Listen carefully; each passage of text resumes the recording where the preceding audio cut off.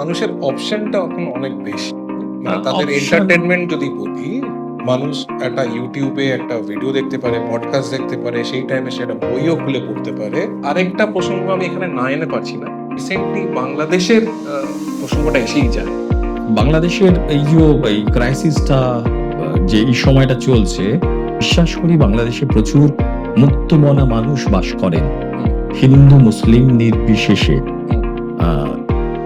এবং সেখানে মানে মুসলিমের সংখ্যাটাই বেশি।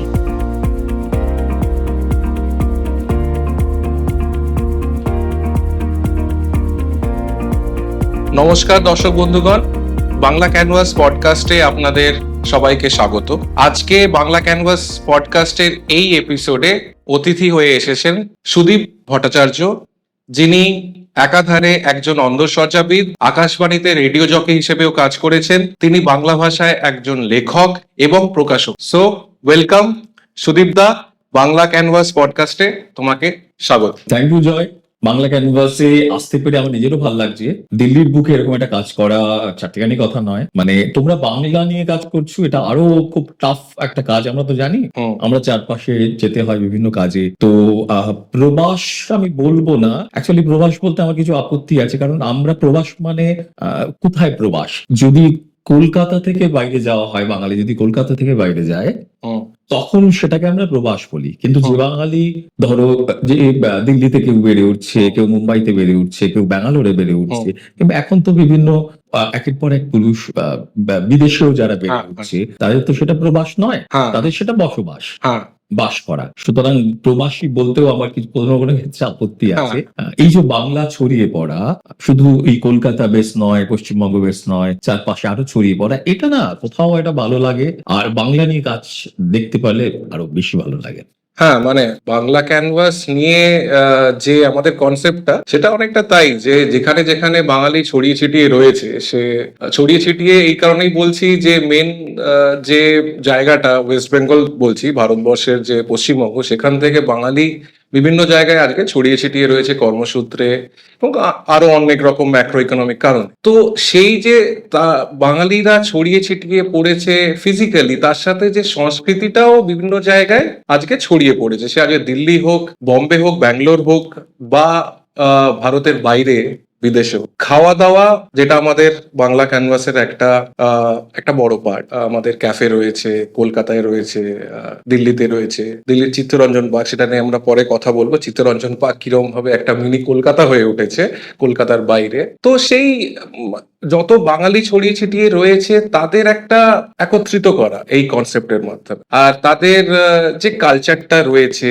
একটা কলকাতা একটা বাঙালি কালচার রয়েছে, আবার কলকাতার বাইরে দেখবে যে বাঙালিরা প্রবাসী হয়ে, যেটা তুমি বলছো, বা ওখানকার বসবাসকারী হয়েছে, তারা কিরকম ভাবে সংস্কৃতিটাকে বাঁচিয়ে রেখেছে, বাঙালি খাওয়া দাওয়াটাকে কিরকম ভাবে বাঁচিয়ে রেখেছে, সেইটাকে একটা বাইন্ড করে রাখা, মানে একটা এক সূত্রে গাঁথা, সেটাই আমাদের মেন উদ্যোগ তুমি বলতে পারো। আর হ্যাঁ, মানে মোটামুটি আমাদের পথ চলা হলো, কয়েক বছর হয়ে চললো, অনেকের ভালোবাসা পেয়েছি, অনেকে আমাদের শুভেচ্ছা জানিয়েছে, তার জন্য তাদেরকে আমরা ধন্যবাদ জানাচ্ছি। তো তুমি তো প্রথম দিন থেকেই বাংলা ক্যানভাসের সাথে জড়িত। আমার মনে আছে তুমি আমাদের যখন কলকাতায় ক্যাফেটা শুরু হলো, তুমি প্রথম দিনই এসেছিলে, সেটা খুব ভালো লেগেছে। কারণ তুমি তখন প্রকাশক হিসেবে, তখন তোমার বই প্রকাশ শুরু হয়েছে বিভিন্ন জায়গায়, তুমি অনেকের সাথে একটা পার্টনারশিপ মতো করছো।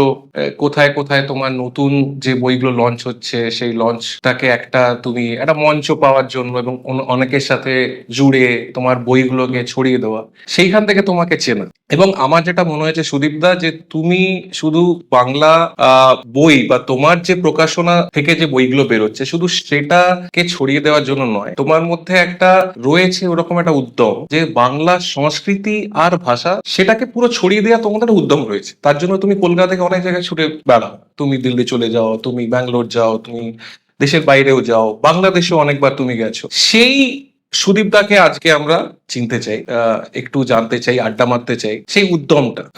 যদিও এই এপিসোডে আমরা একটু বাংলা ভাষার সাহিত্যটা নিয়ে একটু আলোচনা করব, কিন্তু তার আগে সেই সুদীপদাকে আমরা জানতে চাই, তার এই যে জীবন ধারাটা শুরু হলো, তুমি একজন অন্তঃসজ্জাবিদ, মানে interior designer by profession, and তুমি প্যাশনেটও, সেটাতে খুব ভালো কাজ করো। তুমি আকাশবাণীতে রেডিও জকি হিসেবেও কাজ করেছো। সেখান থেকে তারপরে তোমার লেখক হিসেবে যে জার্নিটা, তারপরে তোমার প্রকাশক হিসেবে একটা বহিঃপ্রকাশ, সেই বিভিন্ন দিকগুলো আমরা জানবো। আর এই বিভিন্ন দিকের সুদীপ্তাকে চেনার মাঝে মাঝে আমরা একটু আলোচনা করব যে এই যে বাংলা বই যে প্রকাশনা যে ইন্ডাস্ট্রিটা, সেই ব্যাপারেও আমরা একটু আলোচনা। একদম যায়। আর প্রথম বলি, তোমার সঙ্গে তুমি যখন প্রথম আলাপের কথা বললে, তন্ময়, আমি, তুমি, একটা কমন ফ্রেন্ড নয়ন, আমরা কমন ফ্রেন্ড তন্ময় নিয়ে গিয়েছিল তোমার ওখানে। তারপর থেকে এবং যেটা আমরা গিয়েছিলাম, আমি এখনো মনে পড়ছে আমার, সেটা হচ্ছে আমার একটি বই প্রকাশিত হয়েছিল বসাক বসাক বুক স্টোর থেকে, বুক হাউস থেকে, ভিক্টোরিয়া কম্পোর্ট পেন। সেটা বেশ জনপ্রিয় হয়েছিল। সেই বইটির প্রকাশের জন্য তোমরা তখন বোধহয় ফার্স্ট ডে এরকম কিছু একটা, হ্যাঁ, ক্যানভাসের হ্যাঁ, ফার্স্ট হ্যাঁ। ডে। তো কলেজ স্ট্রিটে। কলেজ স্ট্রিটে, হ্যাঁ, তন্ময় আমাদের বললো যে এটাকে একটু আরো সামনে আনতে হবে, তুমিও বললে একটু প্রচার করতে হবে। তখন আমরা এই অনুষ্ঠানটা ওখানে করেছিলাম, মানে তোমাদের ওখানে ওই ছবি তোলা বা এটা করেছিলাম। এটা তোমার সঙ্গে প্রথম দেখা। তারপর তো তোমার সঙ্গে বন্ধুত্ব হয়ে যায়, অনেক কাজ তোমরা করছো। এবারে তুমি যদি, মানে তুমি অনেকগুলো প্রশ্ন একসঙ্গে করেছো, হ্যাঁ, ওটা আমি কিভাবে পরপর পরপর বলবো জানি না, তবে আমি বলি যেটা হচ্ছে আমার পড়াশুনো মূলত ইতিহাস নিয়ে। আচ্ছা, ইতিহাস নিয়ে আমার মাস্টার্স করা কলকাতা বিশ্ববিদ্যালয় থেকে, কিন্তু আমি ইতিহাস পড়িনি। আমি ইতিহাস পড়তে পড়তে আমি তখন ইন্টেরিয়র ডিজাইনিং, অন্দরসজ্জা নিয়ে একটা জেনসন নিকলসনের মতো কোম্পানি থেকে, ওদের একটা কোর্স তখন ছিল খুব, এক্সিন থেকে, সেটা আমি কমপ্লিট করছিলাম। ওই সময়টা এই এক্সিন থেকে কমপ্লিট করার পর আমার মূলত ব্যবসা, প্রথমে একটু ইন্টেরিয়ারের চাকরি এবং তারপর ব্যবসায় আসা। পড়াশোনা আর হয়নি মানে আসলে পড়াশোনা তো শুরু হয় মাস্টার্স এর পর থেকে। যদি রিসার্চ করো, পিএইচডি করো, সেই পড়াশোনাটা কথা বলছি, হ্যাঁ, মানে পড়াশোনা শুরুই হয় ওখানে। Higher education. হ্যাঁ, তার আগে পর্যন্ত পড়তে হয়, হ্যাঁ। এটা তোমার কিছুর জন্য পড়তে হয়। এবং আমার বন্ধুরা সবাই যখন কেউ রিসার্চ স্কলার, কেউ কলেজে পড়াচ্ছে, কেউ স্কুলে পড়াচ্ছে, সেখান থেকে না একটা সময়ের পর আমার নিজের খারাপ লাগা শুরু হলো। আমি জানি না কেন, আমি তখন ব্যবসা করছি, আমি চাকরি ছেড়ে ব্যবসা করছি, কিন্তু তারপর থেকে কোথাও একটা খারাপ লাগা শুরু হলো যে ওরা এত পড়াচ্ছে, পড়ানোর মধ্যে রয়েছে বা পড়াশোনার মধ্যে রয়েছে, আমি কেন নই। তারও আগে বলি, আমি কিন্তু আকাশবাণী করি প্রায় 97 থেকে, যুববাণী থেকে। আকাশবাণী আচ্ছা। কলকাতা, যুববাণী থেকে। যুববাণী থেকে। যারা শুনছেন, যারা এই মুহূর্তে দেখছেন আমাদের, তারা অনেকেই হয়তো আমাদের গলা শুনতে পারে। যারা একটু মানে পুরোনো দিনে যারা রেডিও শুনতেন, তারা আমাদেরকে শুনতে পারেন। যদিও পুরোনো দিন নয়, আমার 97 থেকে প্রায় 2020 পর্যন্ত, তারপর দীর্ঘদিন এফএম করা, প্রচুর শোজ করা, এরকম তো চলতেই থাকে, একটা দীর্ঘ দিনের জার্নি। কালচারাল টাচটা আমার রয়ে গেল। আমি অনেকগুলো কারণে বলছি, তুমি এতগুলো ব্যক্তি আমায় বলেছো, এতগুলো প্রশ্ন একসঙ্গে করেছো, এই যে রয়ে গেল একটা ছোঁয়া, এই ছোঁয়াটার ফলে আমার যেটা অসুবিধে হলো সেটা হচ্ছে, একটা সময় যখন প্রথম দিকে, ধরো 2002, 3, 4, 5, 6, মানে এই সময়টা যখন আমি ইন্টেরিয়ার ফিল্ডে এলাম, তখন না ইন্টেরিয়ার ডিজাইনার বলতে লোকে অন্য কিছু বোঝাতো। মানে কেউ বলতো হয়তো বিয়ে বাড়িতে সাজানো, সবগুলোই খুব ভালো কাজ। এখন তো দারুণ দারুণ সমস্ত হচ্ছে। মানে তুমি যেই ধরনের কাজগুলো করতে, সেটা হয়তো অনেকে বুঝতে পারতো না। ইন্টেরিয়র ডিজাইনিংটাই মধ্যবিত্ত বাঙালি, হয়তো উচ্চবিত্ত বাঙালি বুঝতে পারতো, বা বাঙালিরা যাদের কাজ আমরা মেইনলি করতাম, উচ্চবিত্ত বাঙালির কাজ করতাম। আমার টার্গেট ছিল মধ্যবিত্ত বাঙালির কাছে বা নিম্ন মধ্যবিত্ত বাঙালির কাছে ইন্টেরিয়র ডিজাইনিংটা নিয়ে আসা, যে আমার ঘরটাও যেন খুব সুন্দর করে সাজিয়ে ওঠা, মানে রাখি। আসলে ঘর কি হয়, আমরা বাড়ির বাইরেটা খুব যত্ন নিয়ে সাজাই, প্রচুর টাকা খরচ করি, বহু কোটি টাকা, বহু লক্ষ টাকা দিয়ে একটা ফ্ল্যাট কিনি, বাড়ি করি। তারপরে যখন অন্দরসজ্জা আমরা করতে যাই, আমাদের টাকা কমে যায়। মানে তখন কারো বলে আমার কাছে আমার সব শেষ হয়ে গেছে, আমার অল্প করে একটা করো।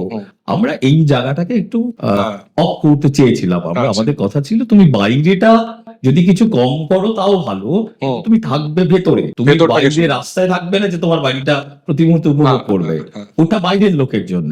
বাইরের লোকের চোখ ভালো হবে, সে দেখে দারুণ বলবে, তার কি বলবো, তার একটা ভালো লাগা থাকবে রাস্তায় যেতে যেতে, সেটা বাড়ি বলে তুমি, তোমার কিছু লাভ নেই। তোমায় তো ঘরের ভেতরটা সাজালে তোমার মনটা ভালো থাকবে, তুমি প্রতিনিয়ত একটা সুন্দর দৃষ্টিনন্দন ব্যাপারের মধ্যে তুমি ইনভলভ থাকবে, গৃহসজ্জা যেটাকে বলে। ইয়েস।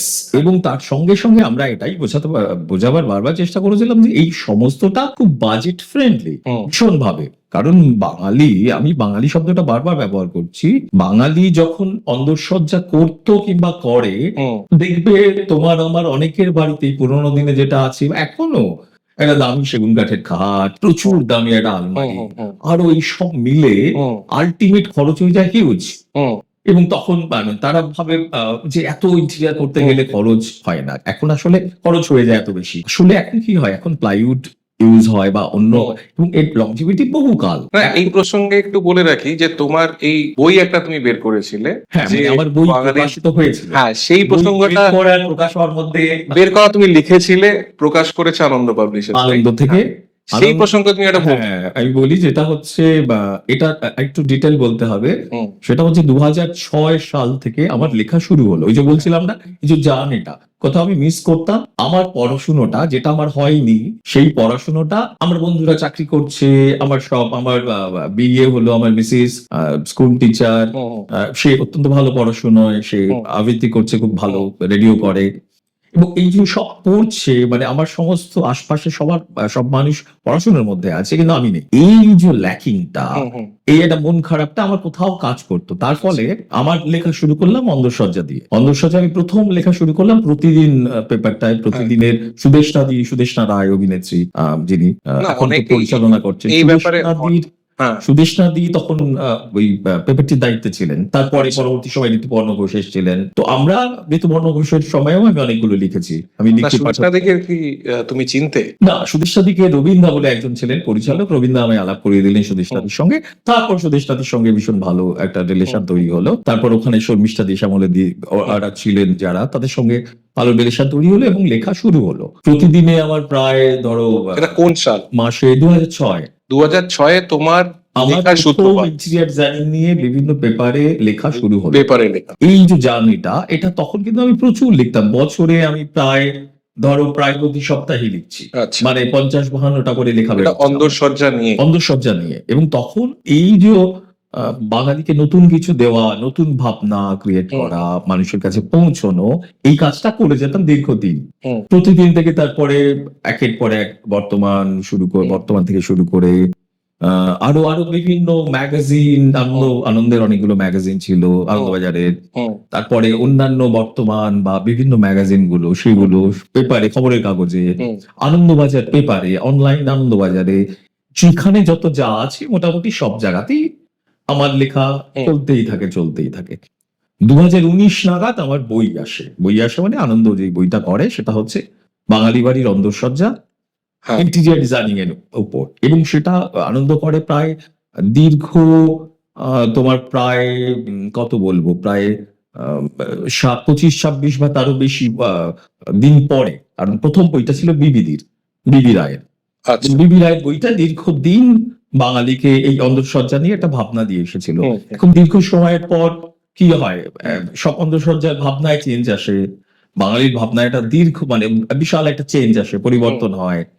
তখন আমার বইটা তারা করেন। তারপর থেকে এখন আনন্দ বার করা মানে বুঝতেই পারছো, সেটা ছড়িয়ে যায় অনেক বেশি। কারেক্ট। এবং যাদের যেখানে দরকার বা কোনো রাইট আপের জন্য বা কিছুর জন্য, তখন আমায় খুব স্বাভাবিকভাবেই তোমার তারা বিভিন্ন জায়গা থেকে ফোন করে। এটা হচ্ছে আমার লেখালেখি অন্দরসজ্জা নিয়ে। না, এই তখন সময় কিন্তু কেমন লেগেছিল তোমার যখন প্রথম বই বেরোলো? তোমার পত্রপত্রিকাতেও লেখা বেরোচ্ছে, সেটাও নিশ্চয়ই একটা খুব ভালো লাগার জায়গা, ভালো লাগার সময়। কারণ বাঙালিদের আমরা দেখে এসেছি, যারা লেখালেখি করতে ভালোবাসেন, যারা লেখেন, কোথাও একটা তাদের লেখা প্রকাশ হওয়াটা তাদের কাছে একটা বড় অ্যাচিভমেন্টের ব্যাপার। হ্যাঁ, সেটা নামি দামি হোক, যেরকম দামি কোনো প্রকাশনা সংস্থায় প্রকাশ হওয়ার বই হিসেবে বের করাটা খুবই বড় একটা সাফল্য হিসেবে দেখে, সেটা তাদের কাছে একটা বড় মুহূর্ত। তোমার কি সেরকম কিছু মনে হয়েছিল? অবশ্যই তাই, মানে প্রথম বই আমার বেরোচ্ছে এবং সেটা হ্যাঁ তোমার আনন্দ থেকে, হ্যাঁ এইটা তো মানে আমার এখনো একটা প্রাপ্তি যে আমার প্রথম হ্যাঁ বইটাই আনন্দ পাবলিশার্স থেকে। অনেকেই সেটা না মানে টার্গেট করে রাখে লাইফে, যে আমার না, একটা টার্গেট মানে ওভাবে তো হয় না, তার কারণ এই যে চেঞ্জ গুলো বলছো, হুম আসলে আমার জীবনে অনেকগুলো মানে পর্বে ভাগ করা যায়, পর্ব ঠিক বলবো না, হ্যাঁ আসলে অনেকগুলো কাজের প্যাটার্ন কাজের ভাগ করা ব্যাপারটা। যায়। বিভিন্ন ফিল্ডে আমার কাজ করতে ইচ্ছে করে, আমার এখনো। হুম অনেকে বলেন এত কাজ করে সময় পাও মানে কি করে। হুম হুম আমার কথা হচ্ছে আমার কাছে এখনো প্রচুর সময় আছে। হুম হুম। মানে সময়টা বের করে নাও। আমি আড্ডা দিতে ভীষণ ভালোবাসি। হ্যাঁ, তুমি আড্ডা তো দাও, হ্যাঁ হ্যাঁ, মানে ভীষণ ভালোবাসি আমি, আড্ডা পেলে আমি ছাড়তেই চাই না। সময়ের কোনো থাকে না। হ্যাঁ, মানে ব্যাপারই নয় আমার হ্যাঁ, কাছে। এবারে তার ফলে আড্ডা দেওয়ার পরও আমার কাছে সময় থাকে। সুতরাং আমার কাজের জায়গাটা নিত্য নতুন বিভিন্ন কাজ করতে আমার ভালো লাগে। হুম, তার ফলে এই বিভিন্ন কাজে যাওয়া। এই যে বলছো ভালো লাগাটা, আসলে 2019-এ আমার বইটা বেরোলো বটে, আনন্দ থেকে বাঙালি বাড়ির অন্দরসজ্জা। তার মধ্যেই না আমার লেখালেখিও শুরু হয়ে গেছে। মানে হ্যাঁ। মূলত তোমায় বলি, 2006 থেকে 2019 তো অলমোস্ট একটা বড় একটা একটা সময় মানে সময়। তখন আমার লেখা চলতো, এবং তারপরে বইটার জন্য তো মানে আমার প্রস্তুতি একটা দীর্ঘদিনের হুম, ভাবনা ছিল না। আমার ভাবনা তো লেখালেখির মধ্যে হুম, ছিল। হুম, হুম, আনন্দ যে বই করবে এই ভাবনা তো আমার ছিল না। হুম, তারপরে যখন বই গেল, এটা দীর্ঘ সময় কিন্তু হুম, লেখালেখি চলছিল। এই অন্দরসজ্জার বাইরের যে লেখালেখি, হুম, এই যে মানুষের কাছে পৌঁছানোর যে লেখালেখি, সেটা আমার শুরু হয়ে গিয়েছিল 2016-র মাঝামাঝি সময় থেকে। হুম, এই সময় থেকে আমি প্রথম লেখালেখি শুরু করলাম ফেসবুকে। মানে তার আগে অর্কুটে অনেকে লিখতো, কিন্তু আমি বাংলাটা টাইপ করতে পারতাম না। আমি আচ্ছা। এছাড়া আমার খুব একটা যে এমনি আগে লেখা ছিল অন্দরসজ্জা বাদ দিয়ে, এমনটা নয়। হুম, ফেসবুকে আমার শুরু হলো হুম, টাইপ করে বাংলা লেখা। হুম। তারপর প্রথমে অনেকেই ফেসবুকে। কবিতা লিখতে শুরু করলাম, কবিতা প্রচুর মানুষ নিতে শুরু করলো, হ্যাঁ, কবিতার একটা অ্যালবাম করলাম আমরা। বইও অনেক বের করেছে। হ্যাঁ, তারপর তো বই বেরোতে থাকলো, প্রচুর মানুষ যে হুম, কবিতাগুলো নিয়ে ইউটিউবে তারা পড়েন, অনেকে অনেকে বিভিন্ন জায়গায় ছড়িয়ে যায়, এবং তারপর থেকে তোমার বিভিন্ন ভাবে লেখা উপন্যাস লেখা শুরু হুম, করলাম, ছোটদের নিয়ে একটা কাজ শুরু করলাম। আমার একটা চরিত্র আছে বল্টুদা বলে, হুম, যেটা নিয়ে আমি রেগুলার লিখি, বেশ মজার কিছু লেখা লিখি। সেটা মানুষ নিতে শুরু করলো। এই করতে করতে প্রায় 15-16টা বই তো হয়ে গেল হুম। বিভিন্ন হ্যাঁ, পাবলিকেশন থেকে, মানে বিভিন্ন প্রকাশনা সংস্থা থেকে বেরিয়েছে। মশা বুক স্টোর, দেব সাহিত্য কুটির থেকে শুরু করে আনন্দ তো রয়েছেই, এরকম বিভিন্ন প্রকাশনা থেকে পরপর বা ঘরে বাইরে পাবলিকেশন তোমার এরকম। ওইটা কবে শুরু হলো যে অন্দরসজ্জা, যেটা একটা নন ফিকশন জন, রাইট? সেইখান থেকে তুমি গল্প উপন্যাসে কবে গেলে? সেটাই তো তোমায় বলছি, এই যে 2016-র পর থেকে আমার লেখা শুরু হলো, কবিতা লেখা শুরু হচ্ছে। এই কবিতা লিখতে লিখতে একটা দীর্ঘ সময় আমি কবিতা লিখতাম। হুম, কবিতা লেখারও একটা ব্যাপার আছে। ব্যাপার হচ্ছে, আমার বলছিলাম যে আমার মেসেজ, আমার বউ হচ্ছে, ওর নাম সুস্মিতা সরকার, ও খুব বড় আবৃত্তিকার একজন। এবারে আহ, ওর ও তো কবিতা করতো, কবিতার মধ্যেই আচ্ছা। ছিল। কিংবা আমার প্রচুর বন্ধু বান্ধব কবিতা করতো। মানে বাড়িতে একটা ওরকম একটা একটা মানে আবহ ছিল, ছিল, সাহিত্যর সবসময় আবহ। ছিল। অনেক বাঙালি বাড়িতে তো সেটা থাকেই। তারপরে অর্জুনে লিখতে লিখতে, দু চারটে কবিতা অর্জুনে লিখতে লিখতে, তারপর দেখলাম মানুষ নিচ্ছেন। হুম, কথাটা আমি ব্যবহার করলাম ইচ্ছে করে, যে ফেসবুকে অ্যাকচুয়ালি নেয়, মানে লাইক করে, ভালো লাগছে। কবিতা নেয়। আর ফেসবুকে তো ইনস্ট্যান্ট একটা ফিডব্যাকের ব্যাপার। হ্যাঁ, এবারে এই যে নেওয়া শুরু হলো, বা এই যে ইনহেল করা যদি বলি, এটা শুরু হলো। কোথাও ইনহেল শব্দটাও আমি খুব সচেতন ভাবে ব্যবহার হুম, করলাম, যে আত্মস্থ করা, আত্মস্থ। এটা শুরু হলো। এই যে শুরু হচ্ছে, হতে হতে হতে হতে একটা সময় চলে গেল, যে তারপর পরপর আসতে শুরু করলো। তারপরে ছোট ছোট গল্প লেখা শুরু করলাম, হুম, ছোট ছোট ঘটনা লেখা শুরু করলাম, এই বল্টুদা চরিত্র নিয়ে লেখা শুরু করলাম। হুম, তারপরে এলাম উপন্যাসে, ছোটদের নিয়ে আমার উপন্যাস লুচি পরোটা বলে আমার দুটো চরিত্র হুম, আছে, যারা ডিটেকটিভ। হুম, হুম। তাদের নিয়ে আমার পরপর পরপর 3 নম্বর উপন্যাস বেরিয়ে গেল। তারপরে আরো প্রচুর গল্প, এইভাবে আস্তে আস্তে আস্তে আস্তে এই জার্নিটা চলতে আর থাকে। এর সাথে তোমার অন্দরসজ্জার যে কাজ, ব্যবসাটা, অন্ধসজ্জা, সেটাও চলছে ওটা তো আমার মানে রুজি, রুটির। ওটা তোমায় চালাতেই হবে। হ্যাঁ, এবারে বা এটা একেবারেই অন্য দিক, মানে এটার সঙ্গে অন্য কিছুর আপোষ হয় না। এই ব্যাপারটা নিয়ে হুম। কারণ আমাদের দর্শক বন্ধুদের ওরকম একটা প্রশ্ন থাকবে হয়তো, যে অনেকেই নানা রকম কাজে যুক্ত, তাদের 9টা থেকে 5টা 9 to 5 যেটা ডে জব সকলেরই রয়েছে, সরকারি হোক বেসরকারি হোক। সেই একটা বাঁধা ধরা রুটিনের মধ্যে থেকে অনেকেই স্বপ্ন দেখে, যারা লেখক হতে চান, যারা লেখে আমিও লেখক হব বা নাটক করব এবং তার জন্য সময়টা বের করবো, অনেকে সেই সময়টা পায় না। তুমি সেই একটা ব্যবসা যেটা অনেক বছর ধরে চলছে, নিশ্চয়ই ওটা একটা ডিমান্ডিং হবে, তার অনেক কাজকর্ম থাকবে, সেই সময়টা দিয়ে, ব্যবসার সময়টা দিয়েও তুমি বাকি যে গল্প কবিতা লেখা থেকে উপন্যাস লেখার জন্য যেটা সময়, সেটাও বের করেছো। সেটা নিয়ে যদি একটু বলো, তাহলে দর্শকদের এটা একটু একটু জানার আগ্রহ থাকে। এইটা একটা ব্যাপার বটে, মানে একজন অন্দরসজ্জাবিদ যে আমরা প্রচুর রেসিডেন্সিয়াল কাজ করি, অফিসও করি, এখান থেকে একজন ইন্ডাস্ট্রিয়ালিস্ট হতে পারতাম হয়তো, হুম, যদি আমি এই সময়টা ওখানে দিতাম। এইখানে বাঙালিদের মধ্যে একটা অদ্ভুত আবেগ কাজ করে। যে আমি তোমায় বলছিলাম যে আমার হয়তো বাইরে চলে যেতাম, হ্যাঁ চলে যেতাম হয়তো মানে অন্তঃসজ্জা নিয়ে বাইরে চলে যেতাম, কোথাও যেন কোনো একটা টান নামায় কিছু ছাড়ছিল না, যে তাহলে তো আমায় অনেক কিছু ছেড়ে দিতে হবে, কালচারাল জায়গাটা আমায় ছেড়ে দিতে হবে। এই টান এই যে টানটা, এই যে বাংলার মাটির অদ্ভুত একটা টান, এই টানটা বাংলার মাটি কেন বলি, যে কোনো বাঙালির বাঙালি সেখানে থাকার যে টানটা, এটা না বড় মানে এটা আমাদের টেনে বেড়াতো সবসময়, তার ফলে বেরোতে পারিনি। এবং তার যেটা হলো সেটা আমাদের হচ্ছে সবাইকেই ওইটাই কোথায় যেন একজন আটকে রেখেছে। ব্যবসায়ী হিসেবেই রয়ে গেলাম, ইন্ডাস্ট্রিয়ালিস্ট হলাম না, বরঞ্চ যেটা হওয়ার চেষ্টা করলাম সেটা হচ্ছে আরো বিভিন্ন কাজে যুক্ত হলাম। এবার অন্তঃসজ্জার কথা বলি, দেখো আমাদের বিভিন্ন সাইট চলে, এবং সাইট চলে আমাদের লোকজন যারা আছে, মিস্ত্রিরা আছে, কন্ট্রাক্টর আছে, যারা কাজ করে, সুপারভাইজার আছে, এইরকম যারা যারা বিভিন্ন ফিল্ডে আছে। আমাদের ধরো আমি অনেক দিনের জন্য বাইরে গেলেও আমার খুব একটা অসুবিধা হয় না, এখন তো ভিডিও কলেই সব হয়ে যায়। হ্যাঁ। আর তাদের ডিজাইন এক্সিকিউশন, এখন আমরা মূলত ডিজাইন এক্সিকিউশন করি আর কি, টার্নকি জব আমরা যেটা বলি, যে হ্যাঁ। পুরো কাজটা নিয়ে নেওয়া। টার্নকি সলিউশন হ্যাঁ, মানে সমস্ত মানে জিনিস আমরা প্রোভাইড করব। এই জিনিসটা এখন অনেক অনেক জায়গায় কমে গেছে, অন্তত কলকাতার দিক বা মানে আমি ভারতীয় ইন্টেরিয়ারের কথা বলছি, ইন্ডিয়ান মুম্বাই যদি সবচেয়ে সেরা জায়গা বলো, তাহলে আমি তোমায় বলবো এই জায়গাটা এখন অনেক কমে গেছে। যে মেটেরিয়ালস আমরা সবসময় সাপ্লাই করি না, ক্লায়েন্ট দেয় তার মতো করে, আমরা শুধু এক্সিকিউশন আর ডিজাইনে যাই, এবং সমস্ত ধরো মিস্ত্রি বা আর যা যা বলো কন্ট্রাক্টর, সবটা আমরা প্রোভাইড করে দিই। সেটা অনেক রিজনেবল রেটে হয়, ক্লায়েন্টও খুশি হয় যে তার প্রজেক্ট রেটটা অনেক কমে গেছে। তো তার ফলে এটা হওয়ার ফলে আমাদের যেটা হয় সেটা হচ্ছে, আমরা সমস্ত কন্ট্রাক্টর যারা আমাদের এক্সিকিউট করে জিনিসগুলো, বা সুপারভাইজার কিংবা ধরো মিস্ত্রিরা, এরা না পুরোটাই এরা মানে আমি তোমায় বলবো যে কিছু কিছু টেকনিক্যাল ক্ষেত্রে আমার থেকে অনেক বেশি সাউন্ড। তুমি যদি বলো আমার ওখানে যিনি ফল সিলিং এর কাজ করেন, ও আমার থেকে ভালো ফল সিলিং এর কনসেপ্ট ওর কাছে, আমার এখানে যিনি কাঠের কাজ করেন আমার থেকেও টেকনিক্যালি তার অনেক বেশি জ্ঞান, ইলেকট্রিশিয়ানের যিনি কাজ করেন আমার থেকে অনেক বেশি তার জ্ঞান ইলেকট্রিশিয়ানের। সেটা তো এবার আমাদের যেটা হয়, একজন অন্তঃসজ্জাবিদ এই তিনজনের কিছু কিছু জ্ঞান নিয়ে তিনি একজন অন্তঃসজ্জাবিদ হন, এবং তার টেকনিক্যাল তিনি পুরো জিনিসটা এক্সিকিউট করেন।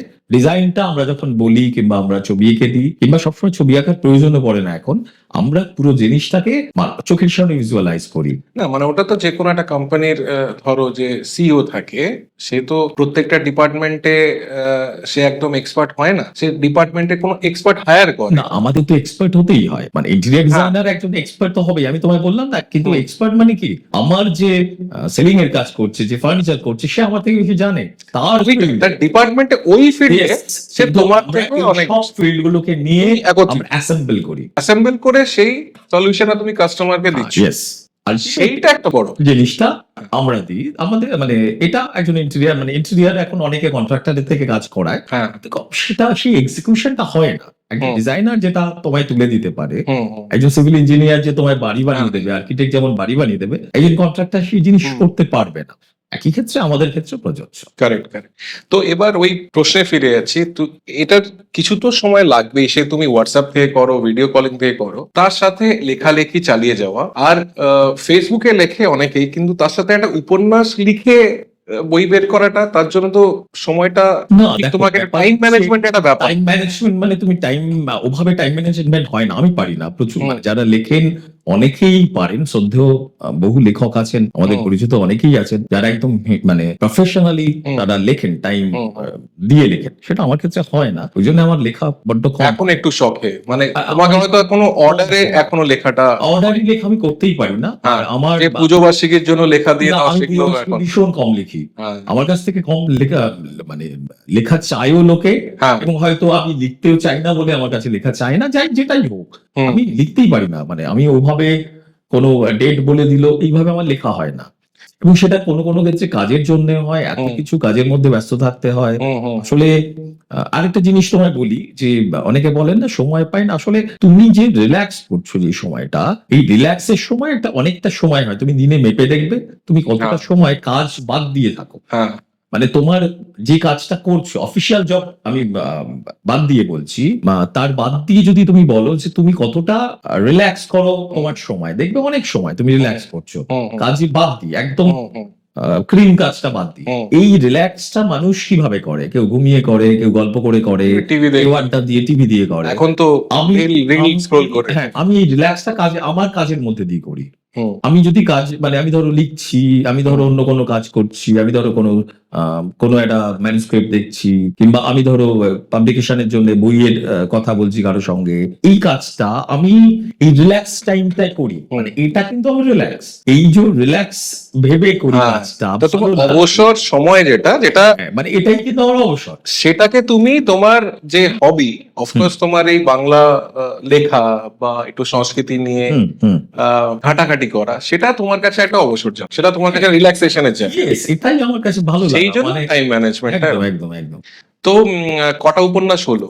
আমার 3টি উপন্যাস আর আরো একটি উপন্যাস, 4টি উপন্যাস ইতিমধ্যে প্রকাশিত কোন হয়েছে। উপন্যাসটা লিখে তোমার সব থেকে ভালো লেগেছে, নিজের স্যাটিসফ্যাকশন? আমার মানে প্রথম কথা হচ্ছে আরো অনেক বেশি লেখা উচিত ছিল, লিখে উঠতে পারছি না, বড়দের জন্য এখনো লেখা হয়ে ওঠেনি আমার। লেখা ছিল- ছোটদের জন্য মেনলি? হ্যাঁ, ফুডম্যান বলে চন্দ্রশেখর কুন্ডু। চন্দ্রশেখর হচ্ছে অনেকেই জানেন, যিনি ফুডম্যান, গরিব বাচ্চাদের জন্য প্রচুর স্কুল করেছে, তাদের খাওয়া দাওয়া, আসানসোল বা পুরুলিয়া এলাকার জন্য। চন্দ্রশেখরকে নিয়ে আমার একটা উপন্যাস ছিল ফুডম্যান, যেটা পরে ইংরেজিতে এবং স্প্যানিশে অনুবাদ হয়েছে। এটা একদম অন্যরকম লেখা। 3টে হচ্ছে তোমার ছোটদের যে উপন্যাসটা লিখছিলাম, বল্টুদা বলে একটি চরিত্র আমি লিখি, বল্টুদাকে নিয়ে, বল্টুদাকে নিয়ে একটা উপন্যাস আমার লেখা আছে। আচ্ছা। এবং একটি হচ্ছে চন্দ্রশেখর কুন্ডু, ফুডম্যান বলে আমার উপন্যাসটির নাম। চন্দ্রশেখর কুন্ডু ও হচ্ছে পুরুলিয়া বা এই সমস্ত অঞ্চলগুলোয় গরিব বাচ্চাদের জন্য স্কুল চালায়, প্রায় 27-28টা স্কুল আছে। তাদের স্কুলে খাওয়া দাওয়া তারা সমস্ত প্রোভাইড করে, প্রচুর বাচ্চা পড়তে আসে সেসব স্কুলে, বহু বহু একটা বিশাল কর্মকাণ্ড। ওকে নিয়ে আমার লেখা ছিল ফুডম্যান উপন্যাসটা। এবং ফুডম্যানটা পরবর্তী সময়ে তোমার ইংরেজি এবং স্প্যানিশে অনুবাদ করা হয়েছে এই আচ্ছা, বইটা। ওকে।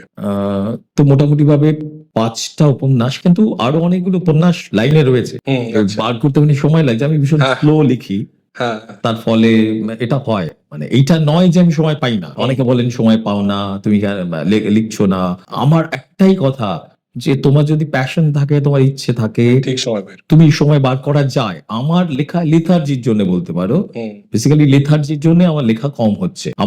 আমি প্রতিদিন অনেক সময় পাই, আমি লিখতেই পারি। ধরো আমি কোথাও ট্রেনে জার্নি করছি একটা দীর্ঘ সময়, তো সেই সময় তো লিখতে পারি, আমি মাথা ঠান্ডা রেখে অনেক লেখা হয়ে যায়। মানে 1000 শব্দ লিখতে আমি যখন লিখতে বসি, 1000 শব্দ লিখতে আমার ওই 45 মিনিট থেকে 1 ঘন্টা লাগে, খুব ফাস্ট। আমি লিখতেও পারি খুব ফাস্ট। তুমি কি ল্যাপটপে, ফোনে? না, আমি বেসিক্যালি আগে খাতা ট্যাবে কলমে? লিখতাম, এখন ফোনে লিখি। এখন ফোনে লেখো? হুম। বাংলা ফন্ট ইউজ করি? বাংলা ফন্ট ইউজ ওই করি। ইংলিশ ফন্টে যেরকম ভাবে লেখে না? না, ইংলিশ না, বাংলা ফন্ট ইউজ করি। বাংলা ফন্টে হ্যাঁ। এখন ইংলিশ মোটামুটি ওবেটা। ওভাবে তো এখন তো কেউ নেবেই না, ম্যানুস্ক্রিপ্ট তোমায় বাংলাতেই হ্যাঁ, দিতে এখন হবে। ম্যানুস্ক্রিপ্ট হ্যাঁ। পাঠানোর জন্য অফকোর্স তোমাকে হ্যাঁ হ্যাঁ হ্যাঁ। তো এবার আসি তোমার প্রকাশনা সংস্থা, যে সেই দিকটা একটু জানার চেষ্টা করি, সেটা কবে শুরু হলো? এটা শুরু হলো করোনার সময়, আচ্ছা। মানে 2020। এই সময়টা অনেকগুলো চেঞ্জেস আমাদের লাইফে নিয়ে এসছে। যখন করোনা এলো, আমার একই সঙ্গে প্রায় 3-4টে সাইট চলছিল, সবগুলো বসে গেল। মানে যা হয় আর কি, যে ফ্ল্যাটে কাজ হচ্ছে, কিছুদিন চালালাম, তারপর তারা আপত্তি করছে, নেই মিস্ত্রিরা যাচ্ছে বেরোচ্ছে, হচ্ছে না। হ্যাঁ, লকডাউন বসে গেল। আমি বহুদিন হয়েছে যে কোথাও মিস্ত্রিটা, মানে ধরো কারো অসুবিধে হচ্ছে, আমার বিভিন্ন জায়গায় সাইট চলে, তো তার ফলে ধরো আমি মিস্ত্রিদের পাঠিয়ে দিতাম জিনিসপত্র কিনে, ধরো সেখানে অসুবিধে হচ্ছে, তারা খাবার নিয়ে চলে যেত। এরকম আমি অনেক দিন করেছি করোনার সময়টা। কিন্তু এটা খুব বেশি দিন যে কন্টিনিউ করতে পেরেছে এমন নয়, তার কারণ হচ্ছে কাজগুলো বসিয়ে দেওয়া হচ্ছিল। মানে তোমায় এন্ট্রি দিচ্ছে না ফ্ল্যাটে, কাজ করতে দিচ্ছে না, যেহেতু মানুষের যাতায়াত বেশি বাড়ছে, মিস্ত্রিদের। 2020-তে এই সময়টা বাড়ি বসে দীর্ঘ সময়, তোমরা সবাই জানি আমাদের এটা প্রায় 2.5-3 মাসের উপর বাড়ি বসে কেটে গেল। এই যে সময়টা, আমি ওই যে বলছিলাম না, আমি কিছু না করে থাকতে পারি না। তো এই সময়টা আমি কি করব, আমার তো কিছু একটা করতে হবে। না করে কতদিন আর কিছু একটা ভাবনা না ভেবে কি করা যায়, কাজ বন্ধ, সমস্ত কিছু। তখন আমার মাথায় এলো যে আমার সঙ্গে কলেজ স্ট্রিট বা বাংলা পাবলিকেশন জগতের বহু মানুষের, বহু লেখকদের ভীষণ ভালো রিলেশন। এবং সেটা নট দ্যাট যে সেই সময়ের জন্য, আমি দীর্ঘকাল এফএম করতাম, আমি টিভি চ্যানেলে ইন্টারভিউ করতাম, এই সমস্ত কারণে আমার সঙ্গে বহুদিন অনেকের সঙ্গে খুব ভালো রিলেশন, যোগাযোগ রয়ে গেছে। তখন আমার মনে হলো যে আমি যদি না, তখন তো তুমি লেখক হিসেবেও তো মোটামুটি একটা পরিচিতি এসেছে, হ্যাঁ, তার সূত্র ধরে অনেকের সাথে একদমই তাই, একদম একটা যোগাযোগ তৈরি। আমি মার্কেটটা বুঝতে পারছি, বাইরের Correct, হ্যাঁ। প্রকাশনার জায়গাটাকে আমি অল্প অল্প করে বুঝতে পারছি। তখন আমার মনে হলো যে আমি যদি প্রকাশনাটা শুরু করি তাহলে সেটা খুব একটা খারাপ হবে না। এবং আমাদের একটা জিনিস বলি যে আমাদের ঘরে বাইরে পাবলিকেশন প্রায় 4 বছর হলো। অনেকেই অনেক বলেন বিভিন্ন জায়গা থেকে যে লেখক ফান্ডিং এ বই হয়, লেখকের টাকায়। আমরা কোনোদিনও লেখকের টাকায় বই করি না। আমরা আচ্ছা। সমস্ত কিছু আমাদের প্রায় 130টা, 4 বছরে 130টার উপর আমরা টাইটেল করলাম এবং আমাদের অনেক বই খুবই জনপ্রিয় হুম। বিভিন্ন মানে ইনফ্যাক্ট তুমি দিল্লিতে থাকো, দিল্লিতেও প্রচুর মানুষ আমাদের অনেক বইয়ের খবর রাখেন। হুম, হুম, এরকম বিভিন্ন বই মানে আমরা বই টার্গেট করে তো সামনে রাখি। ধরো আমার এখান থেকে কারো একটা লেখকের হুম। বই বেরোচ্ছে, আমরা চাইবো সেই বইটা মানুষের হুম। কাছে পৌঁছক। এরকম বহু বই আছে ঘরে বাইরে, অনেক বই হুম। যেটা মানুষের কাছে পৌঁছেছে। মোটামুটি 130টার মতো টাইটেল হয়ে গেছে। আমরা হ্যাঁ টাইটেল হয়ে গেছে। এটা যদি আমি প্রফেশনালি করতাম, ধরো আমি হয়তো ফুল টাইম দিতে পারতাম। এখানে আমি খুবই সামান্য টাইম দিই। আমার আচ্ছা। যারা রয়েছেন, যারা আমার এই ঘরে বাইরে পাবলিকেশনের সঙ্গে যুক্ত, তারাই সবটা দেখেন। হুম। আমার মানে টাইম দেওয়াটা হয়তো বই মেলায় কয়েকটা দিন দিলাম, কিংবা তা তোমার ধরো কখনো টিম রয়েছে। হ্যাঁ, একদম টিম ছাড়া কাজ করা যায় না। হ্যাঁ, মানে যেরকম তোমার অন্ধসজ্জা যে বিজনেসটা, হ্যাঁ, সেখানেও একটা টিম। নিশ্চয়ই ওটা অনেক এখানেও বড় একটা টিম। team। এটা এটা একটু ছোট, কিন্তু 4-5 বছর শুরু হয়েছে তো এটা। হ্যাঁ, এবং এটা খুব বড় যে আমরা করব এমনও নয়। তার আচ্ছা। কারণ বাংলা প্রকাশনা জগৎ তো এখন যদি বলো যে মানে তার ভবিষ্যৎ কতদূর, কতটা ভালো, এটা না আমরা কেউ জানি না। হ্যাঁ, মানে সেটা এই আমাদের প্রসঙ্গে আসবে। অনেকেই জানি না আমরা কতদূর আমরা পৌঁছতে পারবো। কারণ মানুষের বাংলা বই পড়ার প্রতি একটা অনীহা দেখা দিচ্ছে। জানি না কেন? হুম, এই সময়টা আমরা বই হয়তো কিছু বিক্রি হচ্ছে কিন্তু পাঠক কম পাচ্ছি। হুম। যারা বই ঘেঁটে বই কিনবে এমন লোক কম সেটা কি পাচ্ছি। মানে অনেকটাই ডিজিটাল দিকে এগিয়ে যাচ্ছে বা চলে গেছে মানুষের যে পড়াটা, সেটা এখন ওই প্রিন্টেড বই কম পড়ছে, লোকে এখন কিন্ডেলে বেশি যাচ্ছে, দেখো, প্রথম কথা হচ্ছে আমি কেন্ডেলের কথা বলি। ই বুকে কেন্ডেলে যাচ্ছে। গত 1 বছরে ওদের প্রায় বিজনেস কমে দাঁড়িয়েছে প্রায় 25 থেকে 35% কম কিন্ডেলের ব্যবসা। Overall industry. ভীষণ ভাবে কমে গেছে। হুম। কিংবা পিডিএফ যেভাবে ছড়িয়ে যেত, সেই পিডিএফ প্রিন্ট করে নিচ্ছে, প্রিন্ট করে পড়ছে, কিন্তু অনলাইন পড়ছে না। হুম। বই অক্ষর বাদ দিয়ে মানে হুম। ছাপা অক্ষর বাদ দিয়ে বই কম্পিউটারে পড়া বা কিন্ডেলে পড়া বা যেখানেই হোক, ডিজিটাল। এটা না কখনো এটা সাস্টেন করতে পারে না। হুম। এটা খুব লং কিছুর জন্য ভালো নয়, কারণ হুম। চোখে ব্যথা লাগে, চোখে অসুবিধা তৈরি হ্যাঁ। করে, সেই স্যাটিসফ্যাকশন আসে না। এটা কমতে একটা যে বাধ্য। বই পড়ার যে বই সবসময় হার্ড কপিতে হওয়া উচিত এবং হবেও। পরবর্তী বই কখনো যে নষ্ট হতে পারে না। সমস্যা অন্য জায়গায়, কনসেন্ট্রেশনের প্রবলেম ভীষণ ভাবে। হুম। মানুষের এই ধৈর্য, একটা বই পড়া মানে তার যে দীর্ঘ ধৈর্য ধরে ধরো 2 ঘন্টা 1.5 ঘন্টা হুম। বা 3 ঘন্টা বা আরো বেশি 2 দিন 3 দিন ধরে বই পড়ছে, এই যে ধৈর্যটা, এটা না কোথাও মিস করছে মানুষ। আস্তে আস্তে এই ধৈর্যটা হারাচ্ছে। হুম। হারাচ্ছে এই তুমি যদি বলো তাহলে বলবো মোবাইলের কারণে হারাচ্ছে, হুম। হুম। হারাচ্ছে টিভির কারণে। একটা দীর্ঘ সময় এটা চলে যাচ্ছিল। মানুষের জবে থেকে রেডিও শোনার অভ্যেস নষ্ট হয়ে গেছে, মানুষের কনসেন্ট্রেশন কমতে শুরু করেছে। বই পড়া এবং রেডিও শোনা, হুম। হুম। মানুষের এই দুটো যদি মানে না থাকে তাহলে লাইফটা না অদ্ভুত একটা জায়গায় তৈরি হবে। আমরা জানতেও পারবো না হুম। যে আমাদের জীবনের কত দিন কত মুহূর্ত অকারণে শেষ হয়ে যাচ্ছে, তাড়াহুড়োতে শেষ হয়ে যাচ্ছে। খুব ফাস্ট লাইফ তো। হুম। হুম। তুমি সব সময় ধরো সারাদিন একজন লোক হয়তো 10 ঘন্টা ফেসবুক দেখে কাটিয়ে দিল, তুমি হিসেব করে দেখো সারাক্ষণ ফেসবুক মানে খোলা। ইনস্ট্যান্ট গ্র্যাটিফিকেশন পেয়ে যায় হ্যাঁ, ওখানে, তার রিল মানে তার দেখে। লাইফের 10 ঘন্টা সে ফেসবুক দেখে কাটিয়ে দিচ্ছে। তা সেটা অনেকটাই যুব সম্প্রদায়কে অনেকটাই মানে তারা এফেক্টেড। এবার যদি আমরা ধরি দুটো সেগমেন্ট আছে আমাদের। আমি তোমায় এখানে কাটবো। হুম। তুমি যুব সম্প্রদায় বলতে কাদের কথা বলছো? যুব সম্প্রদায় মানে আমি বলছি যারা 18 থেকে 35, আমি তোমায় বলি, ওই সেগমেন্টটা আমি তোমায় বলি, আমি 35-এর হিসেব বলতে পারবো না, কিন্তু 18-র কিছু হিসেব আমি তোমায় বলতে পারি। 18-র হিসেব মানে 18-র ধরো যারা এখন 18 কিংবা তার থেকে কম কিংবা তার থেকে অল্প কিছু বেশি, তাদের ছোটবেলাটা যখন বেড়ে উঠেছিল তখন কিন্তু মোবাইলের মধ্যে দিয়ে বেড়ে উঠেছিল। 2000-এর পরে 2000-এর অনেক পরে তাদের জন্ম। পর থেকে বেড়ে উঠেছিল। হ্যাঁ। ধরো তাদের ছোটবেলাটা তো মোটামুটি 2014, 15, 16 এরকম সময়। জেনজি তারা না ব্যবহারটা ভীষণভাবে জানে। মানে তারা সব সময় যে মোবাইলটা ঘেটে সারাক্ষণ ফেসবুক করে আমি দেখিনি। আমি খুব কম দেখি যারা এই সোশ্যাল মিডিয়ায় থাকে, এখনকার ছেলেমেয়েরা তারা টিভি দেখে না, হুম তারা সোশ্যাল মিডিয়ায় থাকে না, তারা অনেক বেশি হয়তো অন্য কোনো ইঞ্জিন ব্যবহার করছে, অন্য কোনো ইউটিউবে কোনো ভালো শোজ দেখছে, হুম ভালো কিছু দেখছে, অদ্ভুত ওদের কনসেপ্ট আমাদের থেকে অনেক এগিয়ে, হ্যাঁ এবং তারা তাদের কনসেন্ট্রেশন লেভেল হয়তো ওইভাবেই গ্রো আপ হচ্ছে যে ওইটা আমরা বুঝতে পারছি না, ধরতে পারছি না। হুম, হুম। মানে মানে এখন তাদের যদি যে এডুকেশন বা কোনো কিছু জানা বা শেখা, তার মিডিয়ামটা চেঞ্জ হয়েছে। যেরকম হ্যাঁ ইউটিউব, অফকোর্স আমরা পডকাস্টটাও ইউটিউবের জন্য করছি, এই কারণেই করছি যে ইউটিউবের যে একটা পপুলারিটি, সেটা গ্রো করেছে অনেকটাই। তার কারণ এই মিডিয়ামে কোনো কিছু জানা শেখাটাও একটা খুবই ভালো ভালো মানে একটা বই থেকে যে শেখা, আগে আমরা সবাই বই পড়েই শিখেছি, তার সাথেই মোটামুটি একটা পাল্লা দিচ্ছে, একটা ভিজুয়ালি এবং কানে শুনে যে আমরা আত্মস্থ করতে পারি, সেটা খুবই ইউজফুল, মানে সেটা খুবই উপযুক্ত। তো সেইটা তুমি বলছো যে 18 থেকে 20-25 যারা রয়েছে যুব সম্প্রদায়, তারা এইটাতে অনেকটাই অ্যাডিক্টেড বলবো না, তারা এই চ্যানেল থেকে addiction আমি দেখি না, কিছু কনজামশনটা গেমস অ্যাডিকশন থাকতে পারে, গেমস অ্যাডিকশন, হ্যাঁ অ্যাডিকশন না, এটা এই চ্যানেলটা তাদের ভালো লাগছে।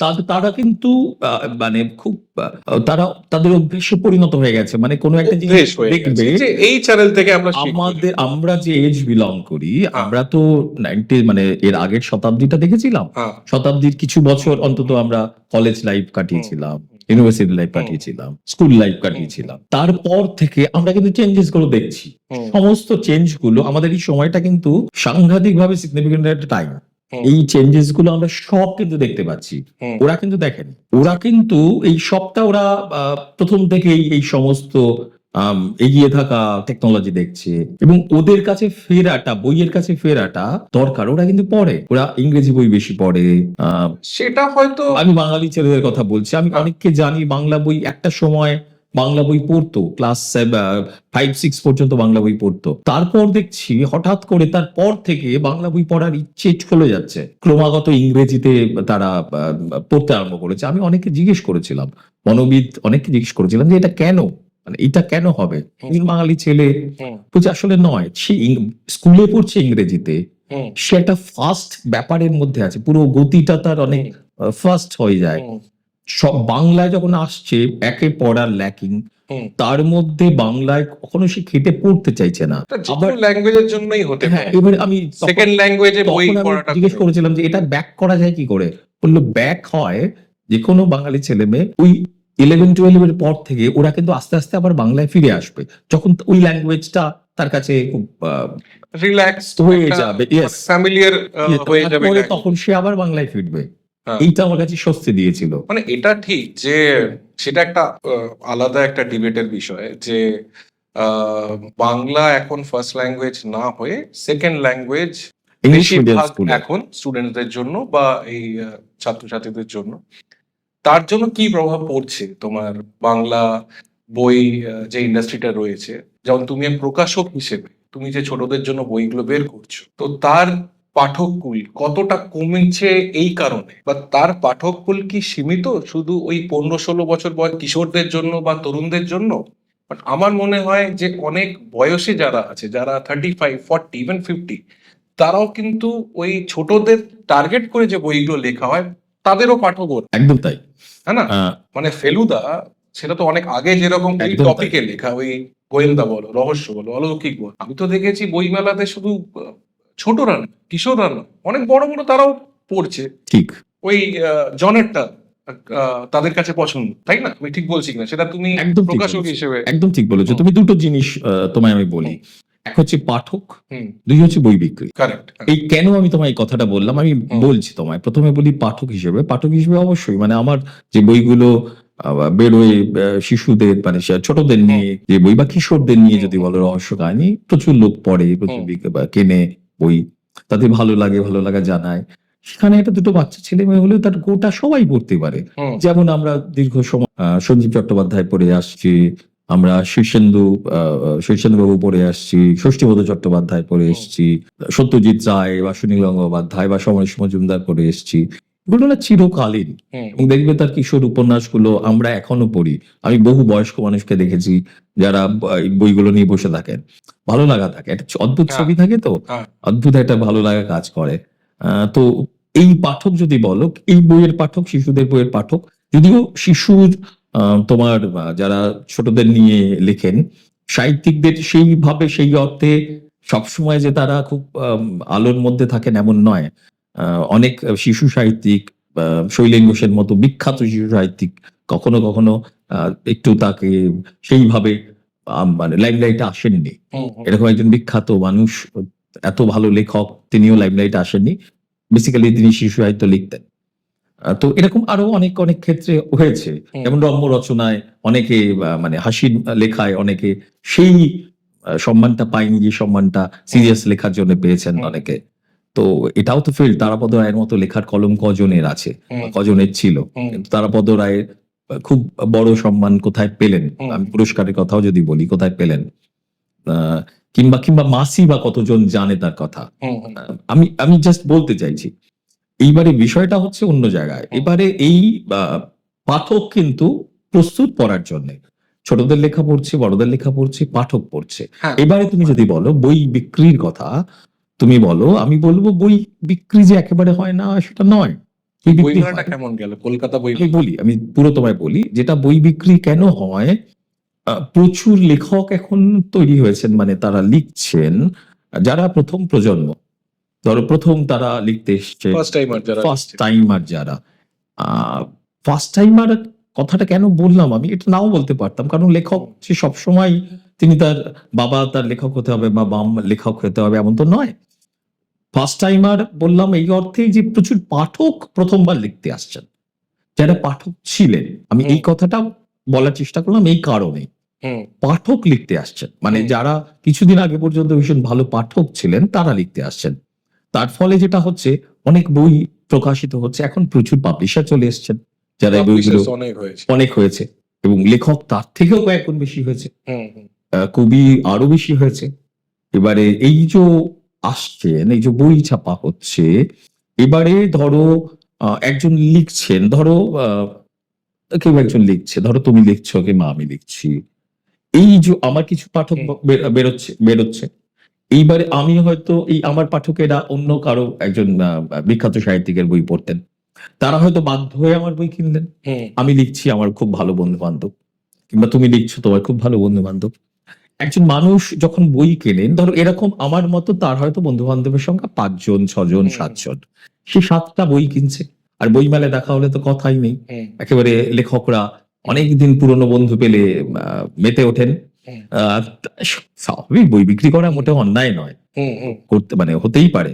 এবং এই যে তারা কিনছেন, ধরো কেউ বই মেলায় গিয়েছিলেন হয়তো 1000 টাকা বাজেট নিয়ে, তিনি হয়তো অন্য দুটো বই কিনতে পারতেন, খুব বড় রাইটারের কিছু বই কিনতে পারতেন। সেই টাকাটা যখন এখানে এলো, মানে যিনি প্রথমবার লিখছেন তার বইতে যখন এলো, তিনি হয়তো ওই দুটো বই কম কিনতেন। তার মানে নতুন লেখকের বই বিক্রি হচ্ছে, এবং এই সংখ্যাটা কিন্তু কম নয়, হিউজ। এই যে বই বিক্রি হচ্ছে তার মানে বই বাড়ছে, বই কেনার পাঠক কিন্তু বাড়ছে, আছে। সব বই বিক্রি হয় এমন নয়, কিন্তু প্রচুর আছে, না সেটা লিখছে, বাড়ছে। এবারে সমস্যা অন্য জায়গায়, পাঠক কি বাড়ছে। আমরা সবসময় বলি এই যে ক্রেতা বাড়া আর পাঠক বাড়ার মধ্যে কিন্তু অনেক তফাৎ। পাঠক এই যে কিনে সাজিয়ে রাখছেন, কিংবা হয়তো একটা উপর উপর বুলিয়ে ছেড়ে দিচ্ছেন চোখ, সেই মানুষটাকে আমরা কখনো পাঠক বলবো না।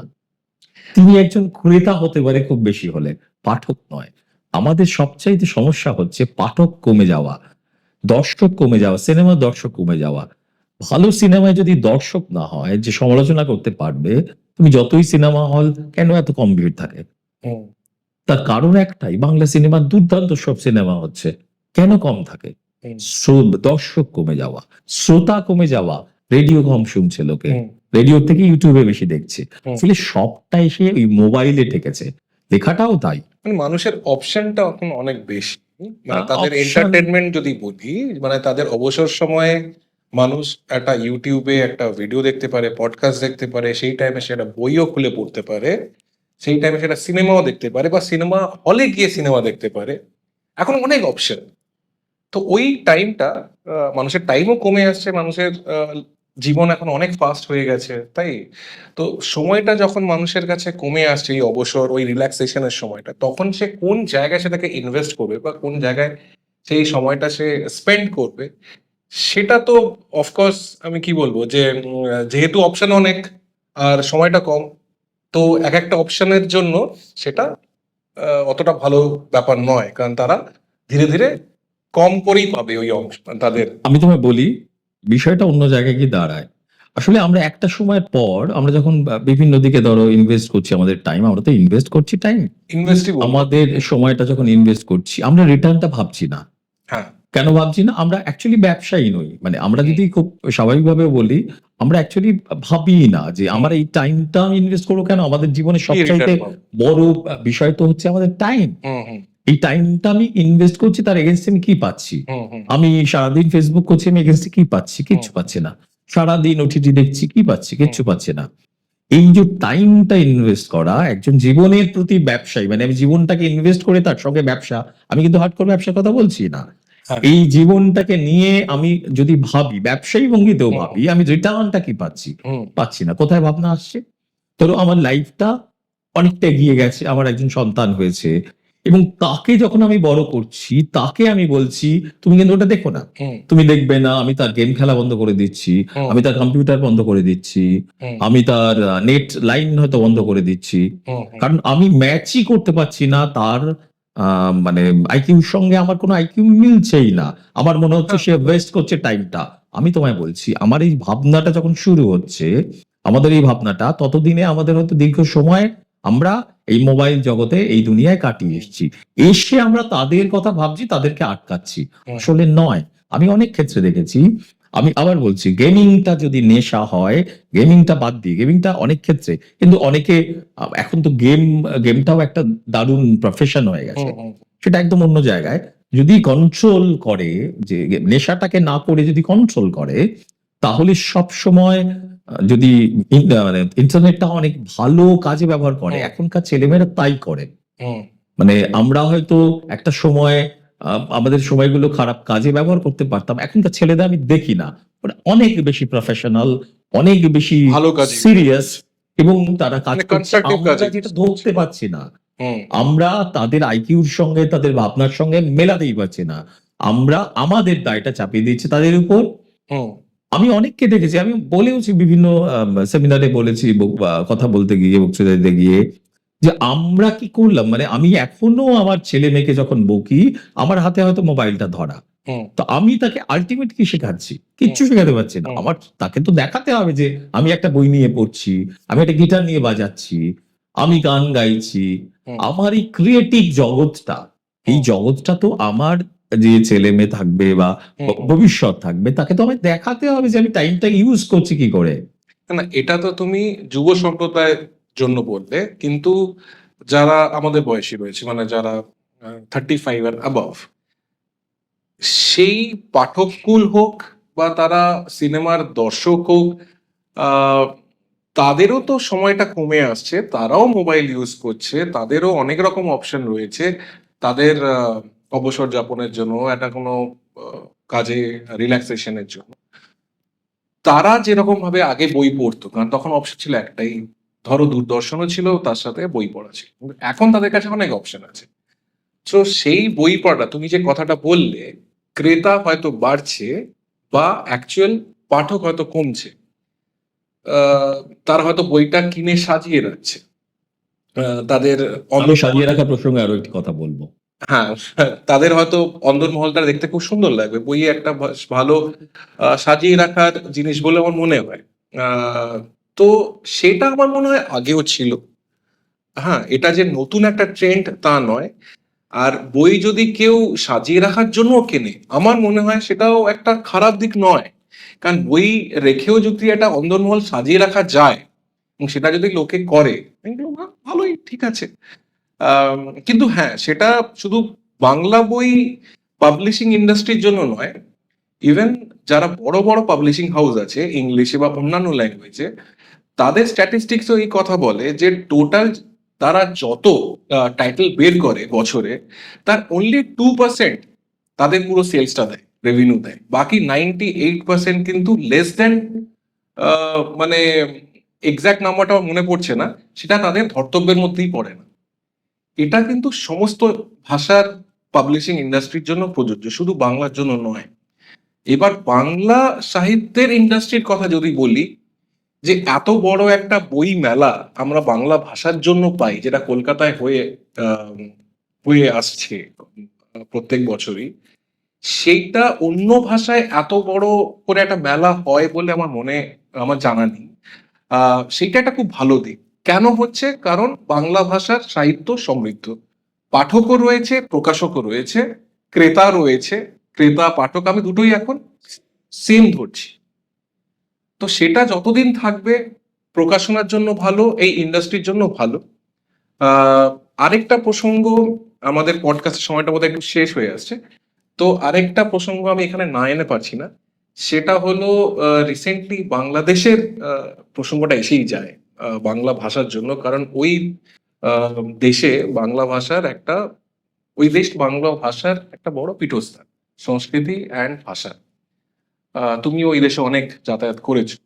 তো বাংলাদেশে যে ক্রাইসিস চলছে বিগত কয়েক বছর ধরে, বিগত কয়েক বছর বলো, লাস্ট বছর জুলাই থেকে যেটা হচ্ছে, সেটা বোধহয় অনেকটাই ইম্প্যাক্ট ফেলেছে বাংলা ভাষার, মানে পার্টিকুলারলি আমি বলবো যে এই পাবলিশিং যত বইগুলো বেরোচ্ছে তার একটা সিগনিফিক্যান্ট সেল বাংলাদেশে হতো, বাংলাদেশের কিছু বইও সিগনিফিক্যান্ট সেল এদেশে হতো, পশ্চিমবঙ্গে হতো।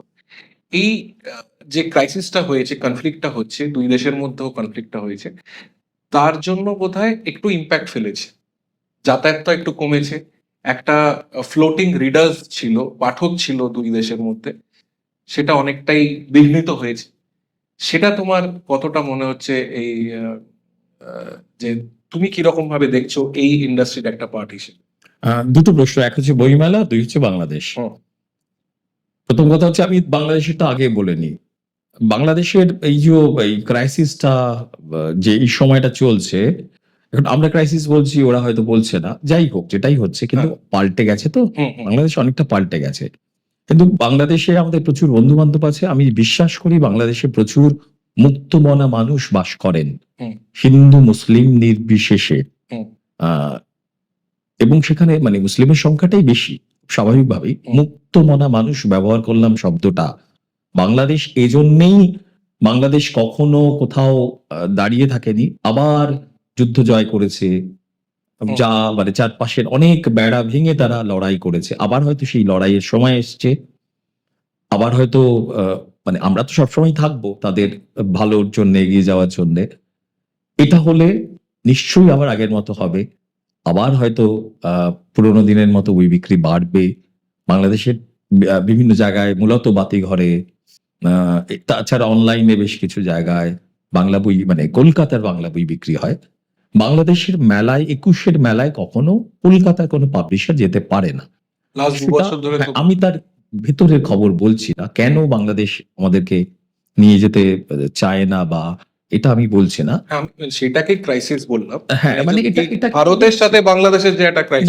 এটা এটা বইয়ের ক্ষেত্রে কিন্তু কোনোদিনই এটা হয়নি। হ্যাঁ, মানে 21-এর মেলায়, যে বাংলাদেশের সবচাইতে বড় মেলায় বাংলা বই নিয়ে যাওয়া, মানে কলকাতার বাংলা বই নিয়ে যাওয়া, এটা কখনোই ঘটেনি। বরঞ্চ বাংলাদেশের পাবলিশাররা গিল্ডের যে মেলা হয় সে মেলায় এসছে, এবং সেটা কলেজ স্ট্রিটে যে হয়, বা মার্কাস স্কোয়ারে এতে হতো, তোমার বলো, রবীন্দ্র সদনের ওখানে যে ওখানে হতো একটা মেলা, সেখানে বাংলাদেশের পাবলিশাররা আসতো, তারা তাদের বই বিক্রি করতো। কলকাতা বইমেলা তো বটেই, এবারে না এলেও প্রত্যেকবার তো আসতো তারা, এবং প্রচুর পাঠক ছিল বাংলাদেশে। বাংলাদেশের বই কিন্তু আমাদের দেশে বেশি বিক্রি হতো কাট- এখানকার বই বাংলাদেশে বিক্রি হওয়ার থেকে। হুম। সুতরাং খুব বেশি যে বাংলাদেশের মার্কেট অফ হয়ে গেলে আমাদের পাবলিশারদের অসুবিধা হবে এমনটা নয়। দু একজন বাদ দিয়ে আমি বলছি, সব ক্ষেত্রেই একটা বাট কাজ করে। ডিস্ট্রিবিউশনটা একটু তো এফেক্টেড হয়েছে হ্যাঁ, এখানকার বই সামান্য ওখানে ওই হয়তো মার্কেট। কিছু, দু একজন পাবলিশার বাদ দিয়ে বলছি। হুম, এই যে বাংলাদেশের খুব যে এফেক্ট করবে এমন নয়, কারণ বাংলাদেশে প্রচুর বই কিন্তু আমাদের এখানে বিক্রি হয়, এবং বাংলাদেশের প্রচুর, আমার নিজেরই একটি বই বাংলাদেশ থেকে প্রকাশিত হয়েছে। আচ্ছা, এবার যেটা বলার, তোমার যেটা বলতে গিয়েই কথাগুলো বলছিলাম, আমরা কলকাতা বইমেলা, হুম, কলকাতা বইমেলা ডেফিনেটলি বাংলা ভাষা কেন, সারা পৃথিবীতে যত বইমেলা হয়, আম, সেই সমস্ত বইমেলায়, আমি জার্মানির বইমেলা মাথায় রেখে বলছি, আমি দিল্লি বইমেলার মাথায় রেখে বলছি, আমি অনেক বিখ্যাত বইমেলা সারা পৃথিবীতে মাথায় রেখে বলছি, আমি বাংলাদেশ বইমেলাকেও মাথায় রেখে বলছি, কলকাতা বইমেলা ধারে কাছে কেউ আসে না। এবং গিল্ড যে ব্যবস্থাপনা করে, এটাও বলছি যে এত সুন্দর ব্যবস্থাপনাও মানে দেখা যায় না, এত সুন্দরভাবে মেলাটা আমরা আমাদের কাছে পরিবেশিত হয়। এত মানুষ আসেন বাংলা বই কিনতে। এবং যেহেতু আমার পাবলিকেশন, ঘরে বাইরে পাবলিকেশন গত 4 বছর ধরে মেলায় আছে, মানে আমরা 4 বছরই তো এসছি। আমরা যখন মেলায় আমাদের স্টল হয়, আমাদের কেন প্রায় সবারই ভিড় তো হচ্ছে পরেই, এক একটা সময় এমন হয় যে মানুষ বই কেনেন এভাবে, পরপর এটা দিন করতে করতে করতে করতে এতগুলো বই হয়ে গেল। মানে মানে প্রায় লুটে নিয়ে যাওয়ার মতো বলি না, বই লুট হয়, মানে লুট হয় মানে পয়সা দিয়েই লুট হয়। এইভাবে বই কেনেন মানুষ, এইভাবে কেনেন। এবং পাঠক যারা কেনেন, এরা পাঠক, বই পড়েন, বই পড়েন। আবার এই একই জিনিসে আমি অন্য রিফ্লেকশনে বলি যে অনেককে আমরা পাই যারা এসে বলেন এই বইটা আমার চাই, টার্গেটেড যারা বই কেনেন আর কি, তাকে আমরা পাঠক বলতে চাই না, ক্রেতা বলবো। তিনি ধরেই নিয়েছেন এই বইটা কিনবেন। হয়তো দেখা যায় কখনো এটা এমন নয় যে তিনি সবসময় ক্রেতাই হবেন, পাঠকও হয়তো যে কিনবেন বলে, কিন্তু বেশিরভাগ ক্ষেত্রেই সে তিনি ক্রেতা হন। কেন হন? তার কারণ হয়তো তার পরিচিত কেউ কিংবা কেউ বলেছে। এই ক্ষেত্রে তিনি ওই বইটাই যান। আমরা বারবার বলি আপনি বই দেখুন। বই আমরা ছোটবেলায় কি করতাম, বইমেলায় গিয়ে আমরা বিভিন্ন বই দেখতাম, যেটা পছন্দ হতো কিনতাম, ভাল লাগতো কিনতাম, কনসেপ্ট দেখতাম, তাই তো? এখন উল্টে পাল্টে দেখার লোকই নেই। আমরা সব সময় স্টলে বলি, স্টলে আসুন, ভেতরে আসুন, বই দেখুন। বই ঘাটতে পারলে, আমি তোমায় বলি, গত বছর এই যে জাস্ট বইমেলাটা যেটা চলে গেল, এই বছরে আমাদের খুব পরিচিত একজনের স্টল থেকে বোধহয় 2টো বই চুরি গেছে। আচ্ছা। এবং সে খুব টেনশন করছে। আমি বললাম টেনশন করছো, তোমার তো আনন্দ করার দিন। মানে বই চুরি যাচ্ছে, এটা তো আমাদের কাছে একটা দারুণ ব্যাপার। সত্যি কথা বলতে কি, প্রচুর পাবলিকেশন আছে যারা ভীষণ খুশি হন বই চুরি গেলে। কেন জানো? মানে পাঠক বই চুরি করছে, মানে কোথায় এমন একটা মূল্যবান জিনিস তো চুরি হয়, চুরি কোথায় হবে? মানে তার কাছে বইটা মূল্যবান জিনিস বলে চুরি হচ্ছে। এটা বইমেলায় খুব কম চুরি হয়, এরকম ঘটনা ঘটে না, কিন্তু তারপরও যদি ঘটে, এটা আমাদের কাছে মানে সাংঘাতিক আশীর্বাদের মতো লাগে কোনো কোনো সময়, যে চুরি এটা একটা মানে সম্পদ, এটা একটা দামি জিনিস। বই তো দামি জিনিস মনেই করেন না অনেকে। এই যে ধরো প্রেজেন্টেশনের সময়, বিয়ে বাড়ির প্রেজেন্টেশনের সময় আমি দেখেছি অনেকে বই দেন, দামি দামি বই দেন। মানে কেউ হয়তো একটা শাড়ি হয়তো 1000 টাকায় দিতে পারতো, সে 2000 টাকার বই দিচ্ছেন, কিন্তু যাকে দিচ্ছেন সে হয়তো ওটাকে কোনোভাবে ঠিক আছে গুরুত্বই দিল না। সাজিয়ে রাখার প্রসঙ্গে আরেকটা উত্তর তোমায় দিই। আমরা যখন ইন্টেরিয়ার করি, তখন অনেকে বলেন রঙের সঙ্গে ম্যাচ করে, ফার্নিচারের সঙ্গে ম্যাচ করে কভার ডিজাইন, মানে যেগুলো কভারের স্পাইন থাকবে, মানে সাইডটাকে আমরা বলি, এইরকম ম্যাচ করে বই দিতে, বা এরকম ভাবে যাতে যে বইগুলো দেখতে ভাল লাগবে। বহু লোক আছেন, মানে আমরা তো বুঝতে পারি, বা আমাদের প্রচুর দিতেও হয়, হ্যাঁ ইয়েস, যাতে করে বইগুলো দেখতে ভালো লাগে। তো সেটাও একটা অন্ধসজ্জার তোমার প্রাপ্তি বলতে পারো। ওই আর কি, মানে খুব দুঃখ করে একটা প্রাপ্তি, অর্থ আসছে, পয়সা আসে। তো সুদীপ্তা, আজকে তোমাকে পেয়ে সত্যি খুব ভালো লাগলো। আলোচনা করে অনেক অনেক দিক দিয়ে আমরা আড্ডা মারলাম, আলোচনাও হলো, অনেক ভারী ভারী টপিক নিয়েও আমাদের আলোচনা হলো। তো আশা করি তোমার ভালো লেগেছে। নিশ্চয়ই ভারী, বিষয়টা ভারী ছিল, কিন্তু আমরা খুব হালকা ভাবে বলেছি। হ্যাঁ, হালকা ভাবে আমাদের একটা গল্প আড্ডার মতো হলো। একদম। আমার তো খুবই ভালো লাগলো তোমার সাথে এরকমের গল্প আড্ডা দিয়ে। একদম। আশা করি ভবিষ্যতে অন্য কোনো একটা টপিক নিয়ে তোমার সাথে নিশ্চয়ই তোমরা এই পডকাস্টটা চালিয়ে রাখো, আর বাংলা ক্যানভাস এত ভালো কাজ করছে, চলতে থাকো। আর বাকি দর্শকদের আশীর্বাদ তো চাই, দর্শকদের ভালোবাসাও চাই। আপনারা জানাবেন এই এপিসোডটা কেমন লাগলো, সুদীপ্তার সাথে আমাদের আলোচনা কেমন লাগলো। আপনারা লাইক করতে আর কমেন্ট দিতে তো ভুলবেন না, অ্যান্ড প্লিজ শেয়ার করুন। এই পডকাস্টটা আমাদের অনেকদিন চালিয়ে রাখার ইচ্ছে, আপনাদের ভালোবাসা ছাড়া সেটা সম্ভব হবে না। নমস্কার, পরের এপিসোডে আবার দেখা হবে।